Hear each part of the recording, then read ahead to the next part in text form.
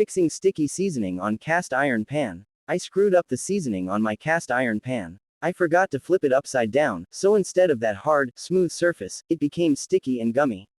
Is it possible to repair by reheating it again, upside down, at the proper temperature?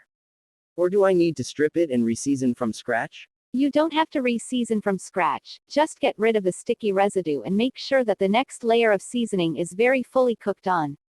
The easiest way to remove the sticky residue is to scrape off what you can with a spatula, scrub off the rest with kosher salt and baking soda, and clean that up.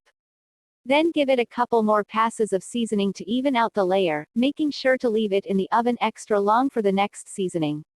The extra cook time helps avoid having a sticky spot reappear. What causes this? This happens when the oil pools in one spot, and doesn't get heated long, hot enough to form the seasoning layer. If you resume seasoning without removing the sticky residue, it will form a bubble of uneven seasoning that flakes off, exposing the less seasoned stuff below. I learned that the hard way. I have used cast iron for many years and done some research on the process of seasoning cast iron. Here is what I have learned. The brown sticky stuff is gross and is caused by one or more of three things. The layer of oil applied is too thick. The baking temperature is too low. The baking time is too short. If you want to love using cast iron, you need to season it correctly. Here is a link to the best explanation I have found so far to explain what seasoning is, how it works, and what works best and why. http://cheryl.cantor.com/wordpress/2010/01/a-science-for-seasoning-cast-iron/ see link 1. Here is a simple step-by-step instruction of how to do it right. https://www.cooksillustrated.com/how_2/58220-the-ultimate-way-to-season-cast-iron. See link 2. I recommend adding a step before step 1. Heat the raw cast iron in the oven at 450 degrees Fahrenheit for an hour and let cool. An explanation of why this is helpful can be read in Cheryl's other blog entry. If you have a brown sticky coating, you have to get it off. When I recondition a Dutch oven or a skillet, I use a sandblaster with glass abrasives in a blast cabinet, followed by a palm sander to flatten the metal, followed by a 6 inches circular wire brush on a bench grinder, followed by a 3 inches wire brush in a die grinder.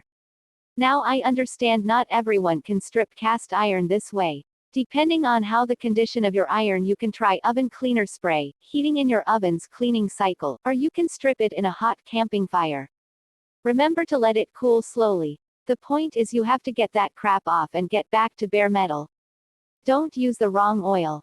Don't use vegetable oil, corn oil, safflower oil, canola oil, butter, bacon grease, Crisco, olive oil, etc.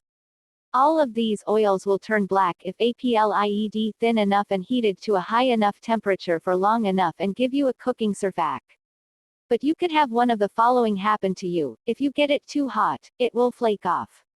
If you scratch it, it will flake off. Some oils like olive oil will give you a mottled surface. To season it right, you need to use one of the following and heat to a high enough temperature. Flaxseed oil, from the refrigerator section of the health food store. Linseed oil, yep, from the hardware store. Why do you have to use one of these oils? The short answer is because these have high amounts of omega-3 fatty acids needed to produce cross-linked polymerization. Before you get all over my case that linseed oil is not a food product, note this: after heating to 500 degrees Fahrenheit, no oil is a food product any longer. All oils will undergo chemical changes and become something different. The difference is linseed oil and flaxseed oil will become a hard, cross-linked, polymerized, durable layer bonded to your iron that won't flake off into your food even when used at high temperatures. Happy cooking! D.